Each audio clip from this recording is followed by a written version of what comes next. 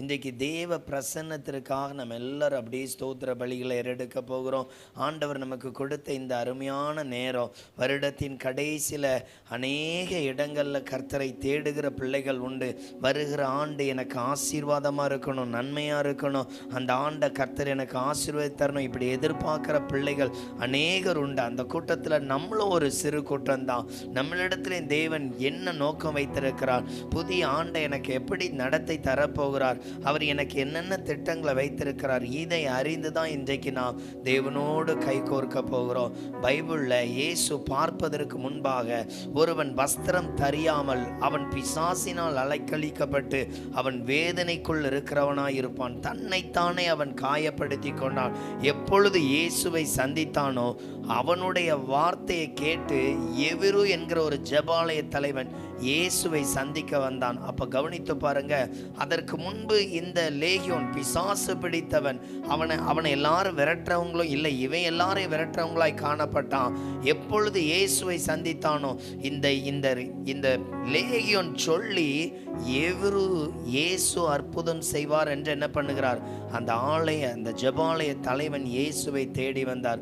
அந்த வார்த்தை எவ்வளவு உயர்த்தி இருக்கிறார் கவனித்து பாருங்க. அவன் பிசாசினால் நிரப்பப்பட்ட ஒரு மனிதன் தான். அவன் ஊருக்கு ஒதுக்குப்புறமாய் இருந்தான் தான். தேவன் சந்தித்த மறு வினாடியிலிருந்து அவனுடைய சத்தத்திற்கு ஒரு பட்டணமே செவி கொடுத்தது. இன்றைக்கு நம்முடைய வாழ்க்கை அப்படி மாற்றணும்னு எல்லாரும் ஸ்தோத்திரம் பண்ண போகிறோம். வருகிற ஆண்டு அப்படிதான் இருக்கணும், ஒரு மகிமையான ஆண்டாய் எல்லாரும் அப்படியே ஸ்தோத்திரம் பண்ணுவோமா. தேவன் இரக்கத்தையும் கிருபையும் மகிமையாய் வெளிப்படுத்துகிறவர். தகுதி இல்லாதவர்களுக்கு தேவன் தகுதியை கிருபையாய் ஊற்றுகிறவர். ஒவ்வொருவரும் ஆண்டவரை நோக்கி ஸ்தோத்திரம் பண்ணுங்க. ஆண்டவரே, நீர் கொடுத்த இந்த கிருபையின் தருணத்திற்கு நன்றி ஏசப்பா. உம்முடைய இரக்கங்களுக்காக, உம்முடைய அன்புக்காக எப்பொழுது அந்த 38 வருடமாய் அவன் வியாதியின் படுக்கையில அந்த பெதஸ்தா என்கிற அந்த குளத்துக்கு அருகே அவன் கிடந்தான். இயேசுடைய கண்கள் அவன் மேல் பட்டது.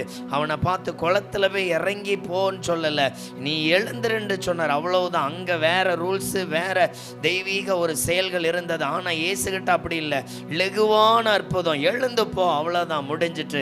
இன்னைக்கு நமக்கு அப்படிதான். லெகுவான காரியங்கள், நிறைய பாடுகள், நிறைய எதிர்பார்ப்புகள், நிறைய நெருக்கங்கள். ஆனால் நம்முடைய வாழ்க்கையை லெகுவாய் மாற்றுகிற கர்த்தர், லெகுவாய் மாற்றுகிற கர்த்தர் இந்த நாள்லையும் அவர் நம்மளை சந்திக்கணும். இந்த இடத்துல வந்திருக்கிறோம் 38 வருடம் உள்ள அந்த வியாதியுள்ளவனை வேதம் சொல்லுகிறது, பண்டிகை நாட்களில் இயேசு எருசலேமுக்கு வந்தார். எருசலேமிலும் பெதஸ்தா என்கிற அந்த குளத்தருகே இருக்கிற அந்த 38 வருஷம் அங்க நிறைய பேர் இருந்தாங்க. ஆனா அவனைத்தான் அவர் கர்த்தர் பார்த்தார். இன்னைக்கு நம்மளை பார்க்கிறார். ஒரு சிறு கூட்டம் புறக்கணிக்கப்பட்டவர்களாய் காணப்படலாம். சில வேளைகளில் கண்ணீர் தான் நமக்கு மிஞ்சினது, சில வேளைகளில் அவமானம், நிந்தை தான் நமக்கு மீதமாய் இருக்கிறது. ஆண்டவர் இன்றைக்கு நம்மை காணும் பொழுது அந்த மகிமையின் மேகமாய் நம்மளை நிரப்புவார். ஒவ்வொருவரும் ஆண்டவரை நோக்கி பார்க்கலாமா? இயேசுவே மை ஸ்தோத்தரிக்கிறேன், ஸ்தோத்தரிக்கிறேன், ஸ்தோத்தரிக்கிறேன். எல்லாரும் அப்படி சொல்லுங்க பார்க்கலாம். அழகான கண்கள் என்னை கண்டதாலே முடிந்ததென்று நினைத்த நான் எல்லாரும் இயேசுவை பார்த்து, அழகான கண்கள் என்னை கண்டதாலே முடிந்ததென்று நினைத்த நான் உயிர் வாழ்கின்றேன். யாரும் அறியாத, உங்களை யாருக்குமே தெரியலன்னு கலங்குறீங்களா? இயேசு உங்களை நன்றாய் அறிந்திருக்கிறார். உங்க குணங்கள், உங்க வழிகள், உங்க வேதனைகள் எல்லாத்தையும் அறிந்திருக்கிறவர். அவர் இன்றைக்கு உங்க நடுவில் ஒரு பெரிய அற்புதத்தை செய்ய போகிறார், ஒரு பெரிய மாற்றத்தை செய்ய போகிறார். எல்லாரும் அப்படி ஒப்பு கொடுங்க பார்க்கலாம். என்ன தேடி வந்திருக்கிறீங்க ஆண்டவரே. அன்னைக்கு பெதஸ்தாவுல 38 வருடமா இருக்கிறவனை தேடி போனீங்க, லேகியோனை தேடி போனீங்க ஆண்டவரே. இன்னைக்கு இந்த ஆலயத்துல என்ன தேடி வந்திருக்கிறீங்க? நான் உயிர் வாழ்கின்றேன், அழகான கண்கள் என்னை கண்டதாலே முடிந்ததென்று நினைத்த நான் உயிர் வாழ்கின்றேன். தூக்கி எறியப்பட்ட என்னை வேண்டுமென்று சொல்லி சேர்த்து கொண்ட நல்ல நேசரே, தூக்கி எறியப்பட்ட என்னை வேண்டுமென்று சொல்லி சேர்த்து கொண்ட நல்ல நேசரே. எல்லாரும் அப்படியே வலது கரங்களை வைத்து இயேசுவை பார்த்து சொல்லலாமா? அழகான கண்கள் என்னை கண்டதாலே முடிந்ததென்று நினைத்த நான் உயிர் வாழ்கின்றேன். அழகான கண்கள் என்னை கண்டதாலே முடிந்ததென்று நினைத்த நான் உயிர் வாழ்கின்றேன். யாரும் அறியாத என்னை நன்றாயறிந்து தேடி வந்த நல்ல நேசரே, யாரும் அறியாத என்னை நன்றாயறிந்து தேடி வந்த நல்ல நேசரே, அழகான கண்கள் என்னை கண்டதாலே முடிந்ததென்று நினைத்த நான் உயிர் வாழ்கின்றேன். அழகான கண்கள் என்னை கண்டதாலே முடிந்ததென்று நினைத்த நான் உயிர் வாழ்கின்றேன். அப்படியே ஒரு 5 நிமிடம் நம்மளை ஒப்பு கொடுக்க போறோம். இன்னைக்கும் நம்ம இந்த இடத்துக்குள்ள வந்திருக்கிறோம். ஆண்டவர் எனக்கு நன்மை செய்யணும், ஆண்டவர் எனக்கு அற்புதங்களை செய்யணும், ஆண்டவர் எனக்கு இரக்கத்தை காண்பிக்கணும். சில வேளைகள் எல்லாரால புறக்கணிக்கப்பட்ட ஒரு லேகியோன் போலதான் இருப்போம். ஏதோ ஒரு காரியங்கள்ல கட்டப்பட்டு அவ்வளவுதான் ஆண்டவரே என் வாழ்க்கை இந்த துக்கத்தோட முடிந்து போயிடும்.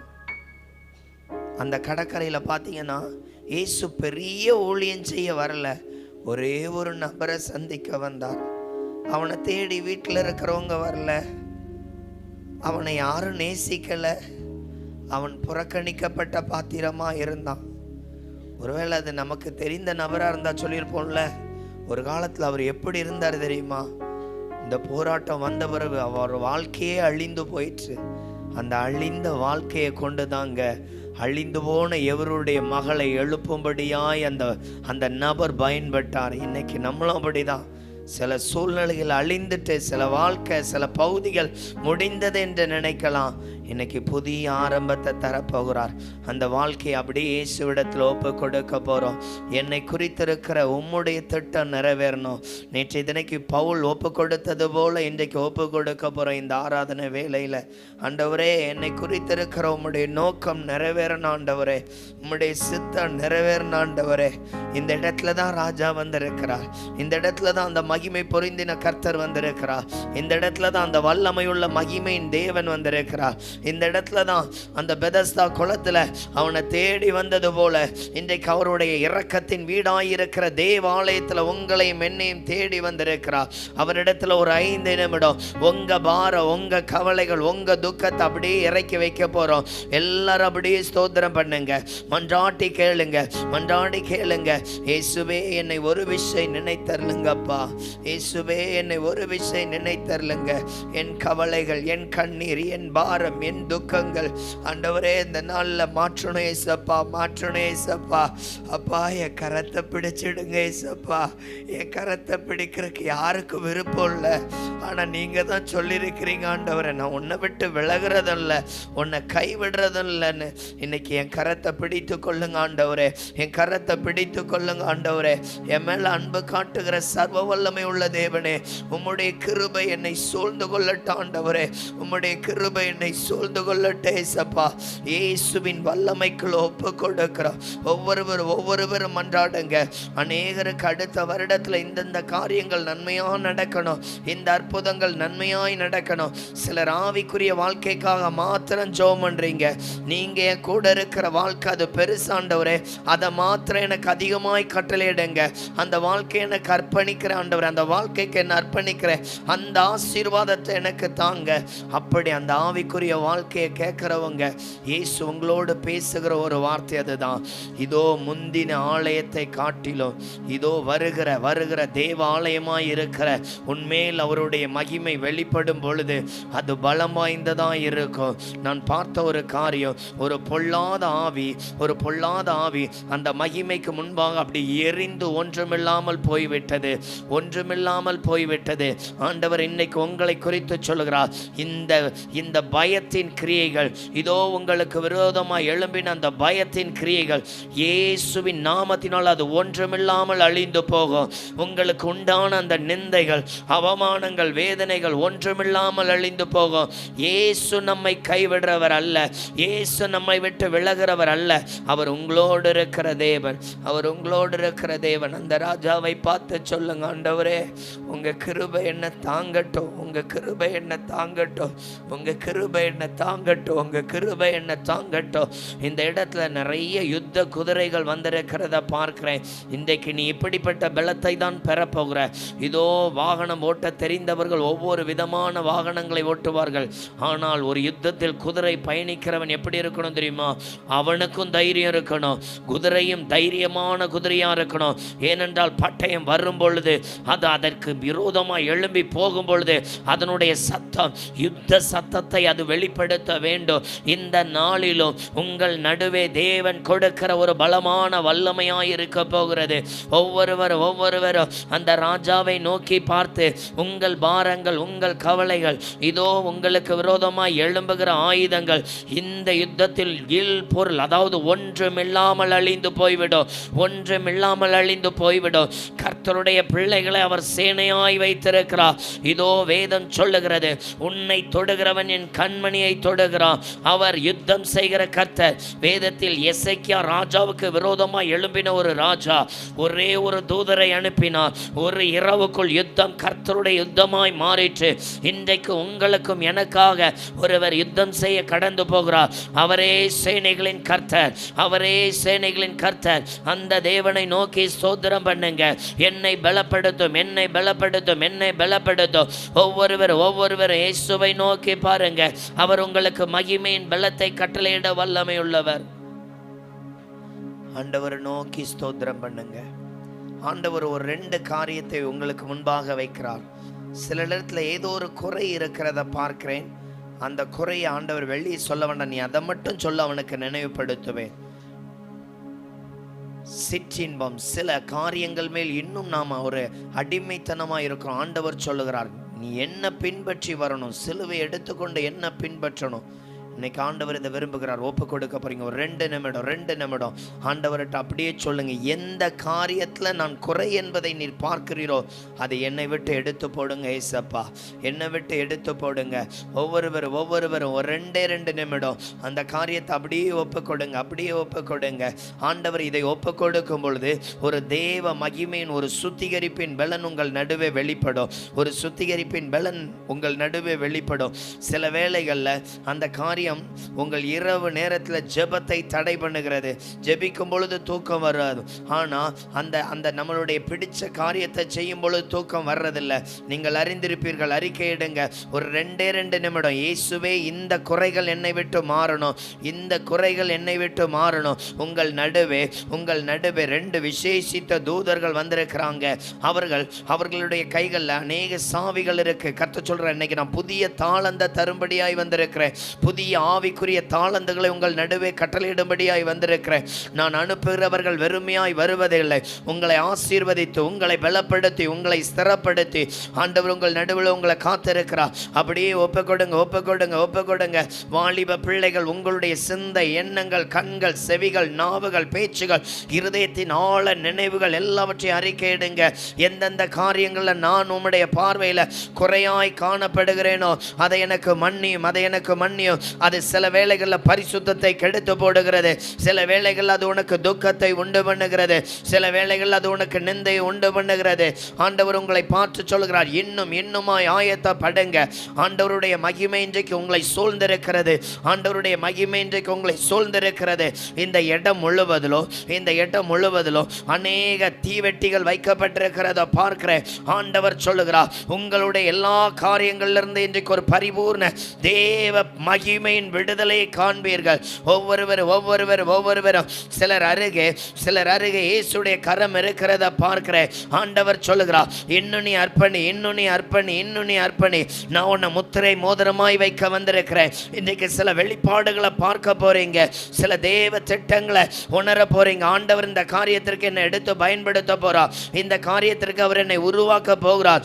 இந்த வேளையில் அந்த மகிமை கடந்து வருகிறது.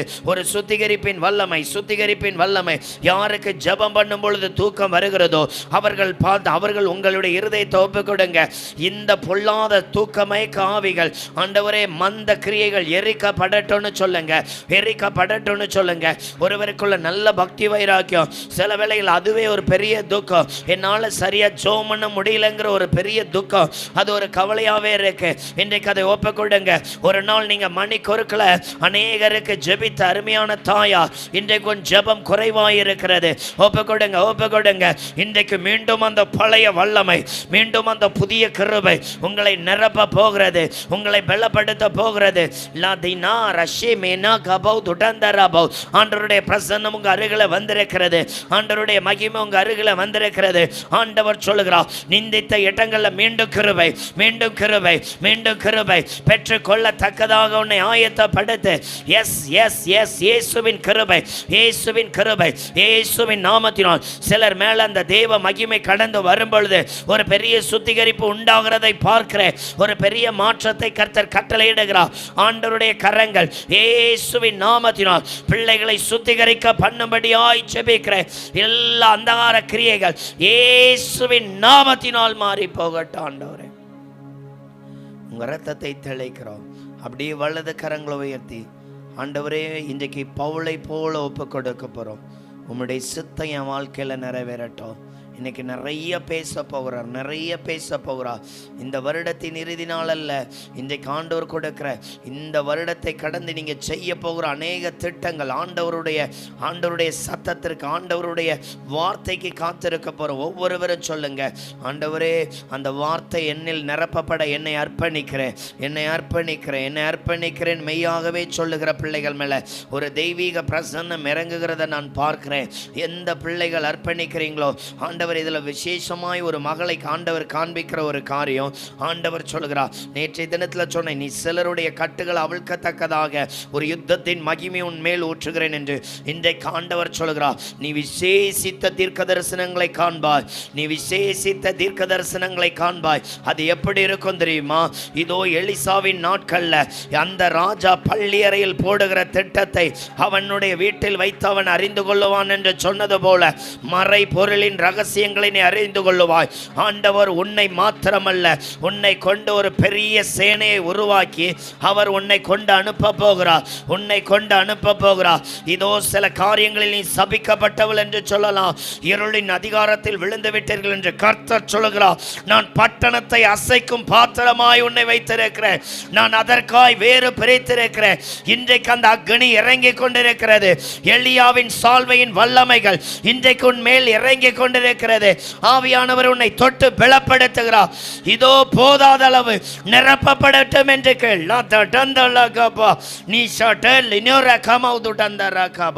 இயேசுவின் மகிமை பார். இதோ நான் உனக்கு காண்பிக்கிற காரியங்களை செய்யத்தக்கதாக நடத்துவேன். எரேமியா 1:5 படி தாயின் கரு உருவாகும் முன்பே உன்னை முன்கரித்த தேவன். லாரைஷே மிகபது நஹ தடந்தல கபௌ துணந்தரபோ நிபராஷே மிகபௌ துணந்தரகபோ. இயேசுவே எங்கள் நடுவே இறங்கு. அர்ப்பணித்து ஒப்பு கொடுக்கப்பட்ட ஒவ்வொரு பிள்ளைகளையும் ஒப்பு கொடுக்கிறேன். ஆண்டவர் எங்களோடு பேசுவதற்கு நன்றி. இன்றைக்கு ஒரு ஆவிக்குரிய செய்தியை உங்களோடு பொழிந்தரல போகிறார். ஆண்டவர் சொல்லியிருக்கிறார், என் பிள்ளைகளுக்கு மறைபொருளின் வேத ரகசியத்தை பேசும்படியாய் வந்திருக்கிறேன். இயேசுவே, உங்க கிருபை ஒவ்வொரு பிள்ளைகள் மேலும் இறங்கும்படியாய் ஜெபிக்கிறேன். எல்லா பிள்ளைகளையும் அர்ப்பணிக்கிறேன். கர்த்தர் எங்களை ஆசீர்வதித்து எங்களை நிரப்ப போறக்கு நன்றி. சித்தம் செய்ய ஒப்பு கொடுத்த ஒவ்வொரு பிள்ளைகள் மேலும் மகிமை இறங்கட்டும். இந்த நாளை ஒப்பு கொடுக்கிறோம். கர்த்தாவே பேசும். இயேசுவின் நாமத்தில் ஜெபிக்கிறோம் பிதாவே. ஆமேன். உட்காரோம்.